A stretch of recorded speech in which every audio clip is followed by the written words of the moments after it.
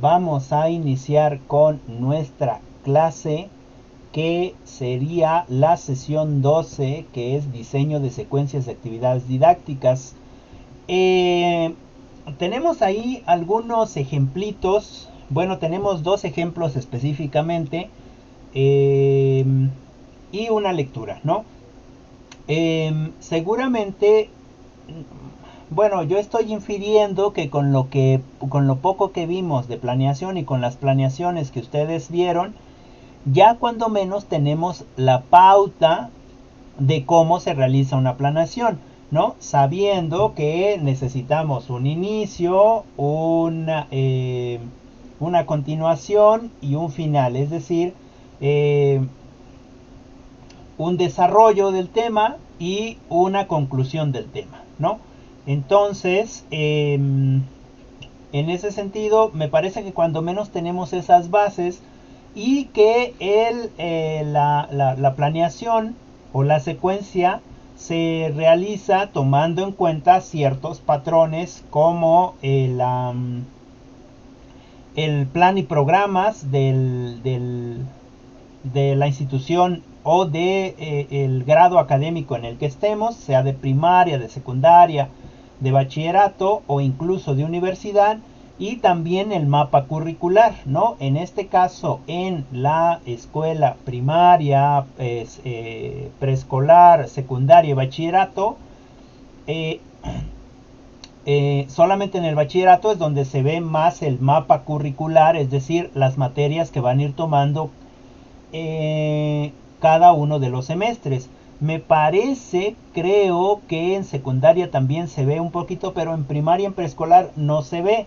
No significa que no exista un mapa curricular, sí existe, y ese mapa curricular es el que tenemos o el que debemos de usar en los diferentes grados académicos en los que se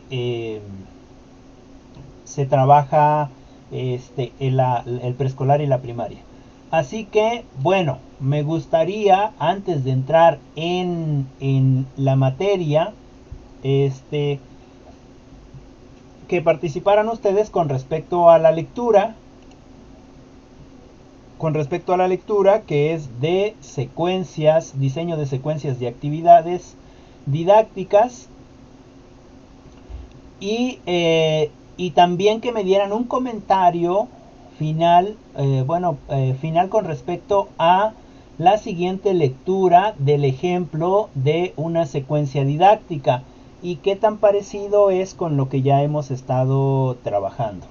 ¿Sale? Entonces, no sé si Itzel nos puedas comentar algo con respecto a la lectura para que vayamos ya entrando en materia.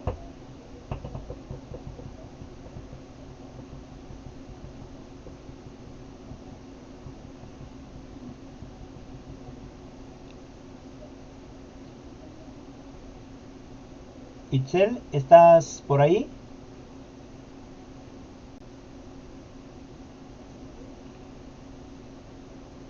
Sí, pues una secuencia de didáctica, bueno, nos mostraba el diseño de las secuencias de actividades didácticas que nosotros pues podemos realizar en alguna clase.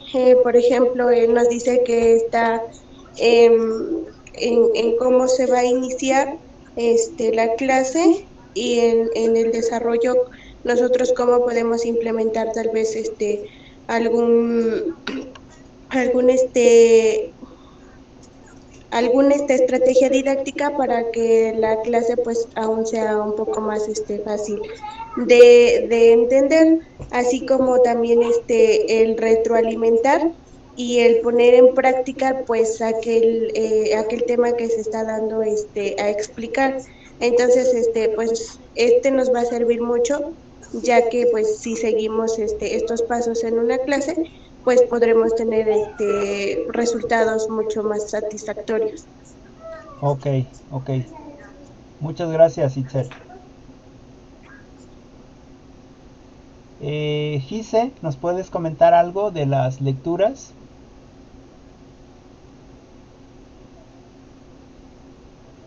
Bueno, con respecto a las lecturas, pues ya creo que desde en la clase pasada ya estamos viendo lo que son las secuencias didácticas, donde tienen un inicio, un desarrollo y un final. Ujú, Nos decía que en las actividades de inicio, pues se intenta dar apertura, perdón, ujú, a, a un nuevo tema. En sí nos dice que aquí se pueden realizar pues actividades como lluvia de ideas, ujú, o preguntas y respuestas, ajá, preguntas y respuestas, y que no es necesario precisamente hacerlas o hacer estas actividades en el salón de clases, incluso se pueden dejar con prioridad para ujú, que los alumnos pues, ya tengan conocimiento acerca de pues del nuevo tema que se va a tratar. Eh, como pues lo hace usted así, porque nos pone una lectura, los leemos, buscamos un poco más de información y ujú, ya con respecto a eso pues vamos trabajando en clase.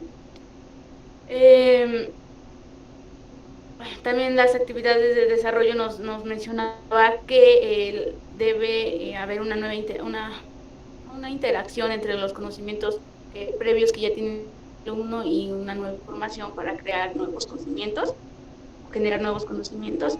Aquí las actividades, pues, ya se busca que, bueno, como ya lo mencioné, que el alumno interactúe con una nueva información, entonces él pues, puede hacer uso de las estrategias de enseñanza y de aprendizaje para que los alumnos vayan adquiriendo esa nueva información. Y pues posteriormente, o bueno, ajá, hasta lo último, ya en el cierre de las sesiones, pues se busca como hacer un resumen de todo lo que se aprendió o verificar de cierta manera que el alumno haya aprendido, eh, digamos, el tema que se vio en ese día o ajá, todo el tema que se vio. Y se busca como que ellos realicen algo con respecto al tema que nos ayude a demostrar lo que ellos aprendieron y en base a eso dar una retroalimentación al trabajo que se hizo y pues seguir trabajando, para poder seguir trabajando. Incluso nos mencionaba también que esas actividades pues no eran necesario igual hacerlas dentro de la clase, sino que se puede dejar como tarea y ya ellos o los alumnos, perdón, pues realizan la actividad o lo que les pida que hagan para ujú. demostrar que se aprendió. Eh, en sí, pues eso era la lectura. Incluso cuando, bueno, el ejemplo que nos daba, ya nos ponía como la estructura de las secuencias didácticas, donde llevaba un tiempo, Ujú, a quién, bueno, quién eran, a quiénes iba dirigido, cómo se llamaba la actividad, qué iban a realizar en ese lapso de tiempo y qué era lo que se buscaba con estas actividades. ujú. Y ya nos daba pues, la estructura de cómo era una pues, secuencia didáctica para pues sí pues, lograr lo más importante que es el aprendizaje de los alumnos. Ok, ok. Muchas gracias, Gise. Eso. Muchas gracias, muchas gracias. Sí, de hecho, como ya lo comentan ustedes, precisamente nosotros empezamos a hacer secuencias didácticas o empezamos a ver, porque no empezamos a hacer, solamente les propuse que continuaran una planeación o una secuencia didáctica, desde antes de que llegáramos a estos temas. Creo que nos adelantamos un poquito, 2 o 3 clases antes, para que ya tuviéramos a leer esta lectura, eh, ya tuviéramos como más bases de qué es lo que se realiza dentro de una secuencia. Lo mismo, a mí me parece que nos hubiera faltado más aplicarlo a la realidad. Sin embargo, también me parece que tenemos las bases necesarias para poder más o menos saber hacia dónde podemos hacer o de qué manera podemos hacer una planeación, ¿no? En el sentido de que no todas las planeaciones son iguales, en el sentido de forma, en el sentido de estructura. Sin embargo, todas llevan, digamos, los mismos datos o muy parecidos. En ese sentido, necesitamos llevar, digamos, unas fases o momentos, como ya bien lo comentaban, que se necesita un inicio, donde bien comentaba Gise que precisamente puede ser ese inicio o esa introducción, por decirlo de alguna manera, a la clase o al tema, que precisamente se puede dejar para casa, ¿no? Se puede dejar para casa como una especie de tarea, es decir, bien lo comentaba Gise, que en este caso de la universidad lo que se dejan son lecturas para que las leamos, y entonces ese sería un primer acercamiento a un primer acercamiento al tema que vamos a tratar en el momento. Esto también se podría intentar en el bachillerato, aunque ahí no sé si tenga mucho éxito, porque el bachillerato todavía viene de la educación básica y en consecuencia no están tan acostumbrados a ser autodidactas, ¿no? A ellos les cuesta demasiado trabajo ser autodidactas, en el sentido de que están acostumbrados más a esta interacción de profesor-alumno, ¿no? Y entonces ahí necesitaríamos hacer otro tipo de planeación con respecto a el iniciar o proponer una clase o un tema nuevo, ¿no? Por ejemplo, decía Gise, una lluvia de ideas, decía también algunas otras estrategias. Yo pensaba en ese momento que se podría empezar también para introducir a los alumnos a cierto tema con un juego, ¿no? Con una actividad lúdica, y después ingresar con el grueso de la información, es decir, con el desarrollo de la información. Siempre es más importante dentro de la planeación tomar en cuenta esos momentos, por ejemplo, el inicio, el contenido o el desarrollo del tema, que es el grueso de la información, del conocimiento que esperamos que adquieran los jóvenes, y finalmente también el cierre, ¿no? Que es como yo les mostraba a ustedes, es en mi caso conclusiones, resolución de dudas, etcétera, ¿no? Siempre considero que lo más importante dentro de un aprendizaje de un tema sería quizás aterrizar lo teórico en lo práctico, ¿no? En este caso, quizás en el bachillerato, dentro del desarrollo, hacer alguna actividad que también esté planeada, que tenga que ver con el contexto en el que estamos, y hacer algo práctico con respecto a eso que estamos aprendiendo. A eso se le llama, a esa estrategia o a esa forma de trabajar, se le llama situar el contenido, ¿no? Situar el contenido del contenido de los libros, lo situamos en la realidad de los muchachos, ¿no? Para que se haga más interesante. Y finalmente, con esta actividad de cierre, podríamos hacer no un examen, no algo sumativo, sino un trabajo formativo. Incluso esta actividad práctica podría ser algo formativo, ¿Para qué? Pues para verificar precisamente el logro o el nivel alcanzado con respecto al aprendizaje propuesto. Recordemos que siempre el aprendizaje es un aprendizaje propuesto y depende del estudiante o depende del alumno o alumna tomar o no tomar el aprendizaje, ¿no? En el sentido de la proposición. También depende mucho del profesor o de la profesora hacer atractivo ese aprendizaje. Y para eso necesitaríamos entonces planear, digamos, estos trabajos prácticos.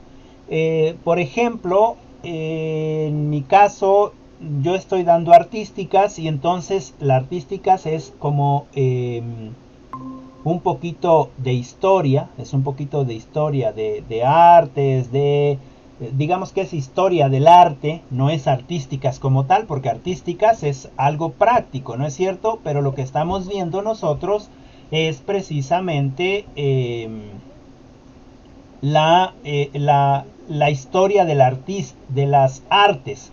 Y entonces no tenemos que hacer nada práctico, solamente teoría. Pero si a nosotros como estudiantes de licenciatura nos cuesta leer, digamos, nos cuesta leer todo lo que nos ponen los diferentes profesores, ahora trasladémoslo a los jóvenes de preparatoria.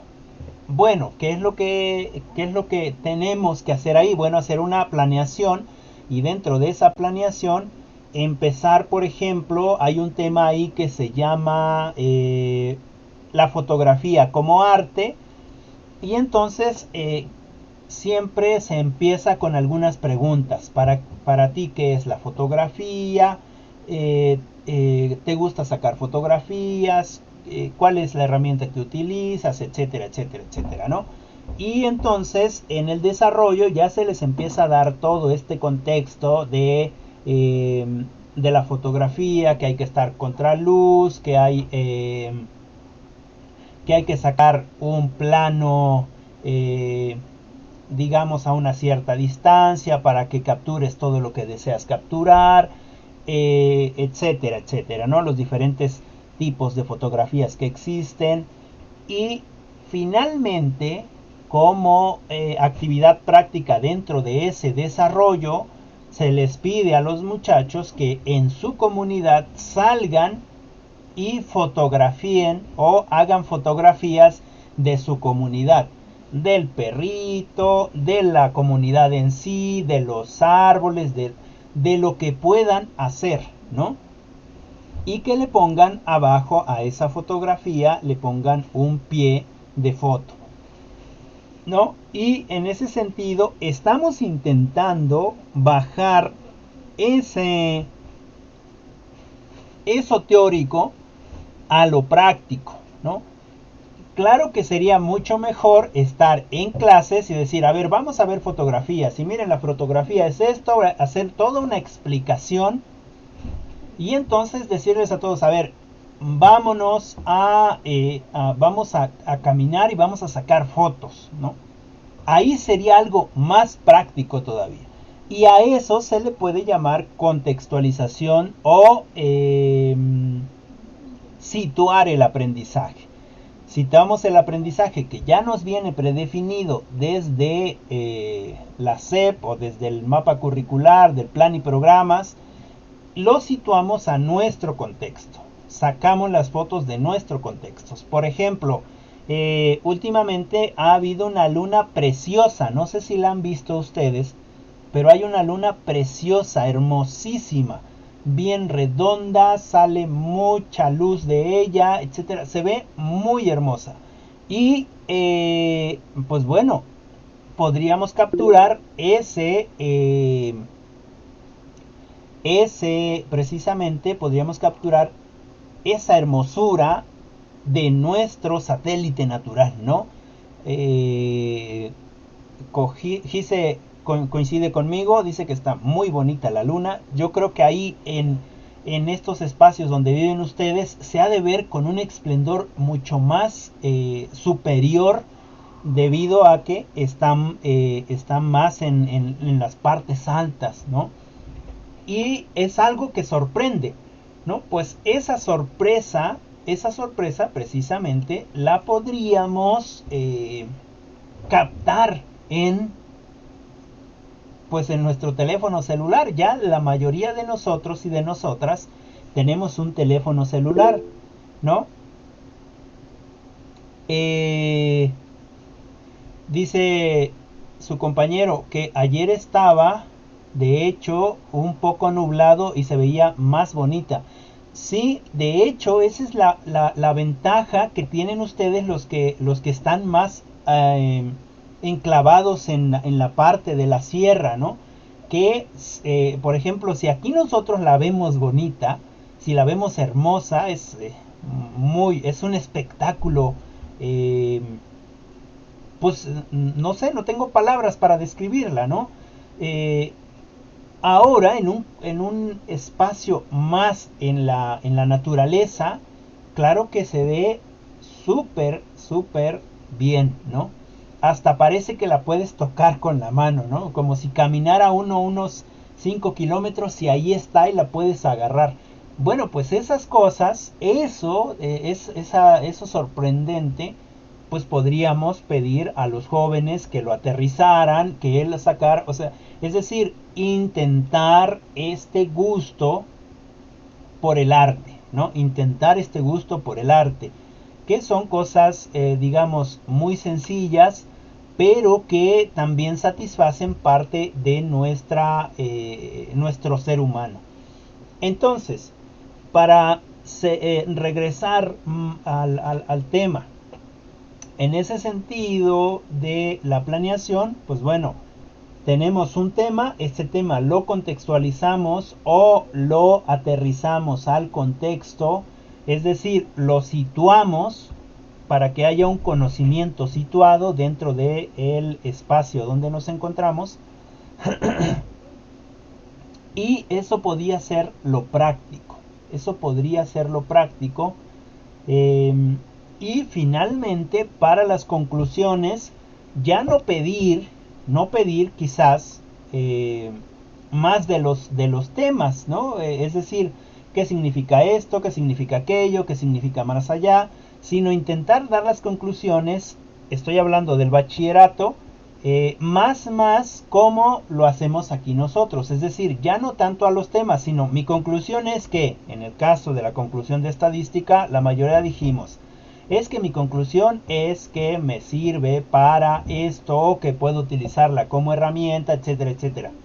Ya no pusimos cosas técnicas, ¿no es cierto? Sino expresamos cada una de nosotras qué era lo que a nosotras nos había dejado esa experiencia con respecto a la materia, ¿no?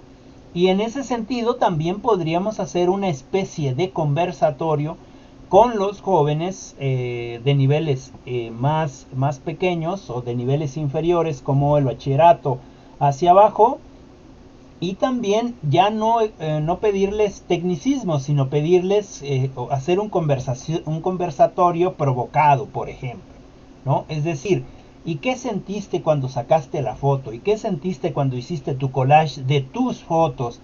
¿Por qué crees que es arte lo que tú haces? Etcétera, etcétera. O sea, un conversatorio donde ellos puedan comentar específicamente lo que a ellos les pasó cuando hicieron cierta actividad, ¿no? En ese sentido podríamos cerrar ese círculo de planeación, ¿no? Y me parece que habría un mejor acercamiento al conocimiento. Y además ese podría ser también como la evaluación, ¿no? Dentro del cierre, dentro de la conclusión, dentro de lo final, podría ser esa la evaluación, que por supuesto no es cuantitativa, sino que es más cualitativa, porque estamos apelando a sus sensaciones, ¿no? Y también es importante que nosotros podamos visualizar esa parte subjetiva de los jóvenes. Y bueno, con respecto a la forma que va a tener la planeación, va a ser de diferentes formas. Lo importante es que nosotros tengamos bien, digamos que tengamos bien definido qué es lo que lleva una planeación, ¿sí? A lo mejor en el bachillerato lo que va a pasar es que vamos a hacer esta transversalidad con otras materias, es decir, en qué se junta cada una de las materias. Por ejemplo, digamos que tienen estadística. Bueno, ¿dónde se junta con español o dónde se junta con lengua? ¿No? Ahí hacer una transversalización. ¿Dónde se junta la estadística con biología? Ahora, si a nosotros nos preguntan, digamos, si a nosotros nos preguntaran en el bachillerato, diríamos, no, pues es que la estadística y la biología son cosas diferentes, ¿no es cierto? La estadística se dedica a números y la biología se dedica a el ser humano, ¿no? O a la naturaleza. Pero ahora nosotros que ya vimos estas herramientas estadísticas, etcétera, etcétera, ya nos damos cuenta que sí hay una transversalidad con respecto a estadística y a biología, ¿no? ¿Por qué? Porque comprendemos que estadística tiene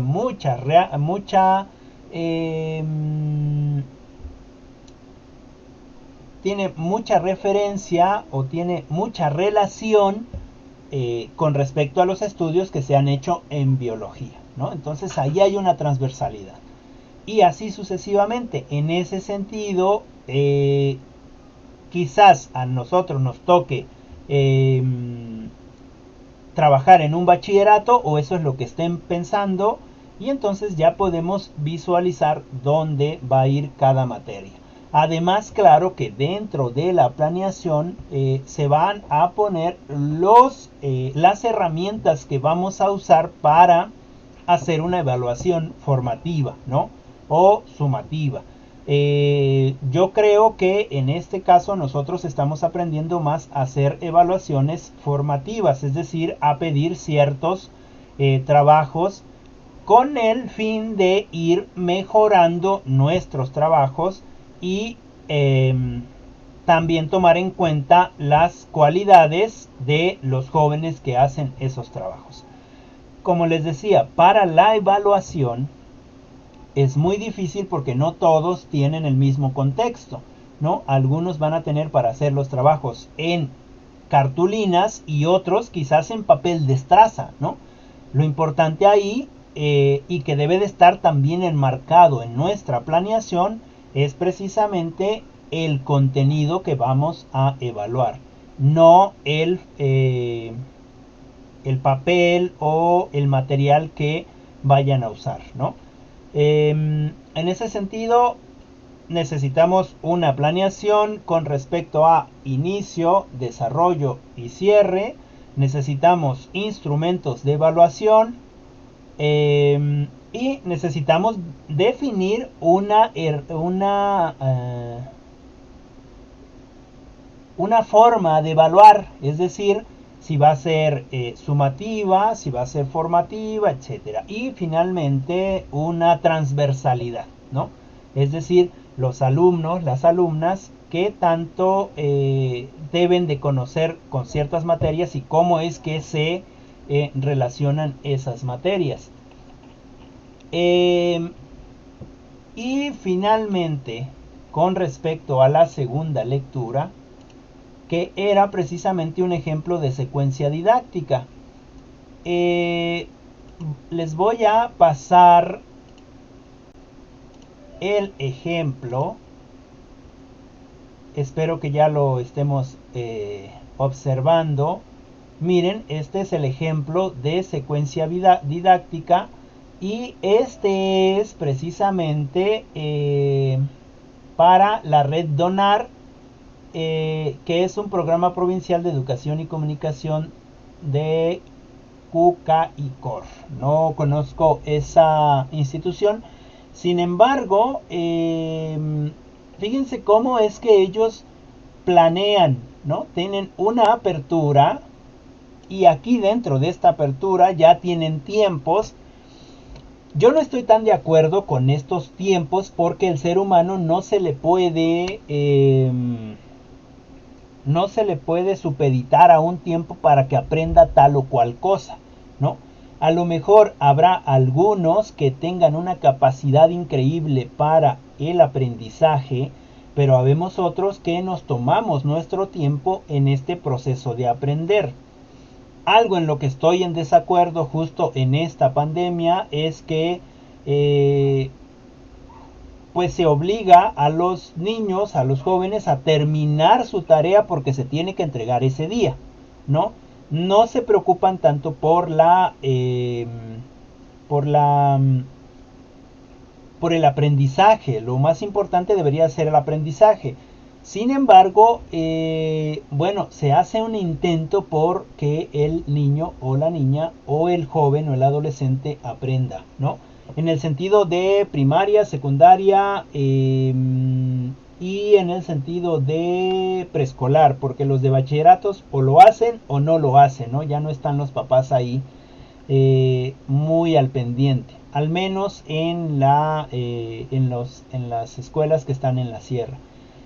Y bueno, regresando, tenemos una apertura o tenemos un inicio que hay cierto límite de tiempo que también lo podríamos usar nosotros como para cumplir con esos requisitos y después de ello puede haber hay un desarrollo. En este desarrollo ya dijimos qué es, dónde se especifica qué es lo que vamos a hacer, cuáles son las lecturas que vamos a trabajar, cómo es lo que cuáles son los espacios en los que vamos a intentar aterrizar eso que vamos a ver y finalmente el cierre, ¿no? Son los tres que ya hemos visto. La única diferencia acá con lo que ya hemos visto es que hay tiempos específicos para cada una de las actividades que se proponen en, eh, en, esta, eh, en esta secuencia, ¿no? Y nos muestra también otra secuencia, me parece, por acá, que tiene la misma estructura, ¿no? Tiene la misma estructura. Y bueno, pues no sé si tengamos alguna duda con respecto a esto.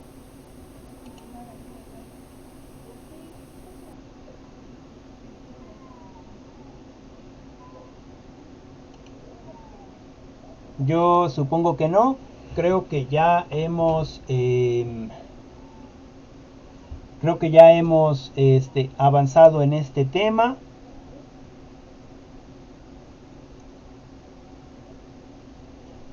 Y pues me parece que eso sería todo lo que vamos a ver hoy. Hay que recordar que hay que intentar hacer nuestras planeaciones o hay que intentar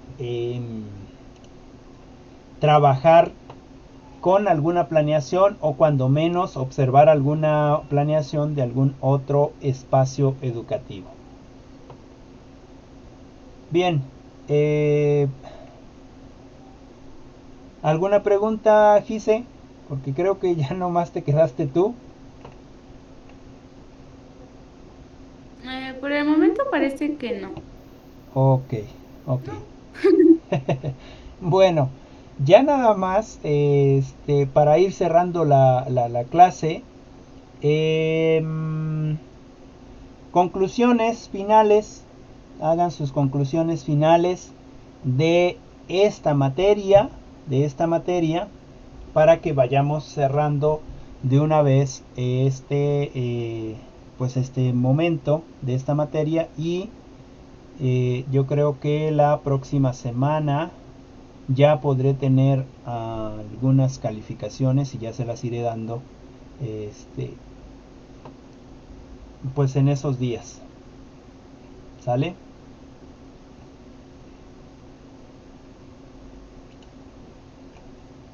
Entonces, pues, Sí, Lick. entonces, pues yo me despido. Me despido. Ah, bueno, ya está aquí Itzel. Me parece que se le había ido su internet.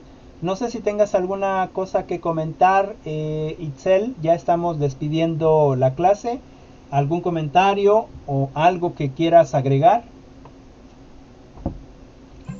Pues no, Lick, al parecer, bueno, la lectura estuvo entendible más con el ejemplo, pues, que nos mostraba, pues es una guía para nosotros en poder elaborar una. Ok, ok. Bueno, entonces lo que le comentaba a Gise es que hay que hacer conclusiones, como esta sería su tarea, su trabajo final, conclusiones de la materia y ojalá y pudieran conseguir sus secuencias para que cuando menos las vieran, secuencias de sus hijos, es decir, de los maestros que les dan a sus hijos, y visualizaran cuáles son las diferencias. Y yo dejaría aquí la clase, fue una clase muy corta. Y también le comentaba a Gise que para la próxima semana seguramente ya tengo algunas calificaciones y ya se las podré ir mostrando.